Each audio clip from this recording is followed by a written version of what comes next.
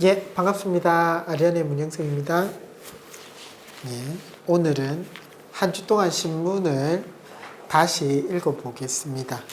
저도 이제 이 영상을 찍다 보니까 신문을 어떤 내용이 가장 핵심일까 계속 찾아보게 되다가 또 안 하다 보니까 또 다른 급한 일들을 하더라고요. 그래서 저한테도 도움이 되고 제가 한 주를 정리한다 생각하고 읽어보면 될 것 같아서 첫 번째가 2월 17일 월요일입니다. 첫 기사는 글로벌 증시 4차 산업혁명주 독주시대. 코스피 같은 경우는 딱 두 개의 주식만 올랐는 것 같아요. 하나는 반도체, 삼성전자하고 하이닉스. 두 번째는 전기차, 삼성, SDI, LG화학. 요렇게 빼고는 사상 최저치를 찍을 정도로 우리나라 주식은 정말 싼 것 같아요. 달러 사상 최고치로 제일 비쌉니다. 금 사상 최고치로 제일 비쌉니다. 부동산 진짜 사상 최고치로 많이 올랐어요. 진짜 딱 하나 남았다라고 보면 저는 주식이 제일 싸다고 생각합니다. 그래서 공부하시면 기회는 주식에 있다 이런 생각이 드는 게 월요일 첫 번째 얘기입니다. 월요일 기사 중에 두 번째 기사는 똑같이 연계되어 있는데 더 심해진 양극화 3년 신저가주 72개 72개가 사상 최저가래요. 우리나라 주식 중에 월요일 기사에서 읽었던 내용 중에 딱 하나의 기사로 염두에 보면 우리나라 주식이 너무 싸졌다 라는 게 첫 번째 기사입니다. 화요일은 제가 한번 보면 화요일은 기생충이 이제 그 아카데미 수상을 했습니다. 그러면서 영화에서 나온 짜파구리, 짜파게티하고 너구리, 농심은 올해 해외 매출이 1조 원을 돌파했다. 연매출 2조 3천억 중에 50% 이상이 해외에서 나왔다. 그 기생충의 최고의 수혜가 농심이래요, 또. CJ만큼이나. 그래서 농심은 49년 전부터 해외 개척을 시작해서 기생충 만나서 매출이 폭발했대요. 그래서 농심은 다 계획이 있었구나. 사실 우리가 해외여행 가면 슈퍼마켓에서 순간순간 우리가 농심 라면을 만나게 되더라고요. 신라면이나. 49년 전부터 해외에 답이 있다고 계속 우리나라의 1등 라면이라고 안주하지 않고 49년 동안 해외를 계속 영업했다라는 것만 봐도 맥도날드라든지 코카콜라처럼 그런 주식이 과연 우리나라에 무엇이 있을까 보면 두 개 있는 것 같아요. 첫 번째가 농심, 두 번째가 오리온 초코파이. 농심은 진라면, 오뚜기하고 다르게 둘 다 지금 주가가 많이 빠져 있지만 농심은 성장 터닝에 해외에 있었다. 이런 기업이 앞으로 안주하지 않고 더 성장하기 위해서 노력하는 기업들과 동업해야 되겠다 이 생각이 듭니다. 그래서 기생충 발표가 나고 나서 농심은 주가가 10% 정도 올랐어요. 결론은. 그리고 화요일 두 번째 기사는 시중은행 눈치작전 끝 예금금리 인하 본격 나서 우리가 은행 예금 이자가 정말 많이 떨어졌다고 생각하는데 과연 얼마나 떨어졌을까? 결국은 1년 만기 금리는 연 1.4%에서 1.1%로 떨어졌대요.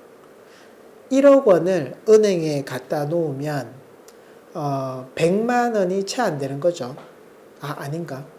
1억 원에 10%는 1000만 원, 1%는 100만 원, 맞죠? 1.1%는 110만 원 정도. 1억 원을 은행에 맡겼더니 110만 원 정도로 이자가 낮아졌어요. 그죠? 1.1%입니다. 그죠? 물가 상승률보다는 차이가 너무 나는, 그래서 우리가 예금에 대해서도 사실 앞으로 어떻게 해야 될까 진짜 공부하고 준비해야 되는 때가 온 것 같습니다.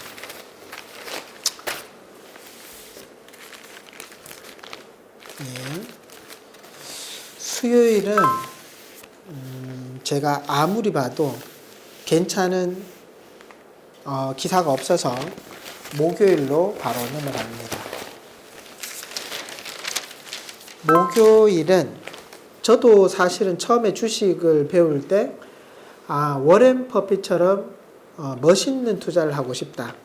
그런 투자 방법을 가치 투자를 하는데, 우리나라는 워렌 버핏의 가치 투자를 이어받은 정말 성공한 투자자분들이 몇 명 계셨죠. 한국밸류의 이채원 대표, 메리츠 자산운용의 존 리, 그리고 에셋플러스 회장의 강방천 씨. 제가 이런 분들 책을 읽고 주식 공부를 했죠.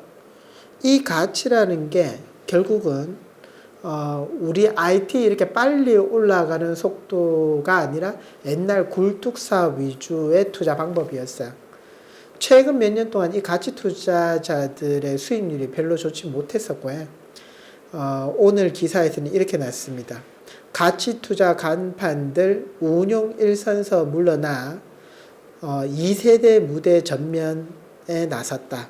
그래서 이채원 씨도 최고 투자 책임자를 직책을 내려놨고, 존리 대표도 자산 운영에서 손을 뗐고, 결국은 2세대들, 변화에 적응하는 2세대, 이렇게 훌륭하고 대단하신 분들도 변화의 속도에 따라서 또 투자하는 회사 입장에서는 변화를 주더라는 거죠. 우리가 투자자의 입장에서 가장 두려운 건 변화의 속도에 못 따라가는 것 같아요. 그래서 저도 주식을 공부하는 패턴 중에 이런 분들 영향을 너무 많이 받다 보니까 정말 보수적으로 하기는 하지만 변화의 속도를 저도 따라가야 되겠다, 이런 생각이 들어서 한번 봤습니다. 그리고 목요일에 또 다른 기사는 치솟는 금값 1600불 돌파, 7년 만에 최고입니다. 우리는 투자가 금값도 쌀 때 사서 비쌀 때 파는 건데 사상 최고치, 달러도 사상 최고치입니다. 그죠? 최근 금값 상승세는 코로나 19 때문이다. 앞으로 세계 경제가 어려운 상황을 이어갈 것이라는 전망에 금값이 더욱 상승하고 있다. 그래서 우리나라 원화, 아까 1.1% 이자 주는 예금, 원화가 있고, 그 돈을 금으로 바꿀 수도 있고요. 그 돈을 달러로도 바꿀 수 있다. 이렇게 생각의 유연성을 좀 갖는 것도 중요한 것 같습니다. 금요일입니다. 금요일에는 WWW 반등의 역사 반복될까? 사스 발병 후에 폭락했던 주식이 다시 상승했고, 메르스 발병 후에 폭락했던 장이 다시 상승했고, 코로나로 인해서 떨어졌던 주식이 다시 반등할까? 뭐 요런 얘기가 있는데, 위기하고 기회는 같이 오는 거니까 반등이 반복될까는 반복된다로 들려져서 주식에 또 관심을 가져보면 좋겠다, 요런 기사였던 것 같습니다. 요번 한 주는 계속 코로나로 인해서 앞으로 경제가 되게 위험해질 것 같다, 이런 기사들이 정말 많았고요. 코로나 충격 한 달, 토요일 기사입니다. 어제네요. 코로나 충격 한 달 코스피 중국 증시보다 더 떨어졌다. 코로나는 중국에서 일어났는데 중국이 막 엄청난 지금 진단을 받았지 않습니까? 숫자가. 그런데도 중국 상하이 종합은 마이너스 1.8, 우리나라 코스피는 마이너스 4.4, 일본이 2.9, 우리나라가 어떻게 보면 동아시아 4개국 증시 중에 최악이다. 이제 그 정도로 민감하게 저희 주식에 반응을 하는 것 같아요. 지금 보면 개인들이 주식에 그렇게 관심이 없는 거 보면 기회는 또 주식에 있다 이런 생각이 들고요. 지금 막 다른 거 하지 말고 주식 합시다가 아니라 이런 게 반복된다라는 건 부동산을 대체하는 투자 방법을 우리가 배우고 익혀야 된다 이런 생각이 들어서 그런 위주로가 눈이 많이 들어왔고요.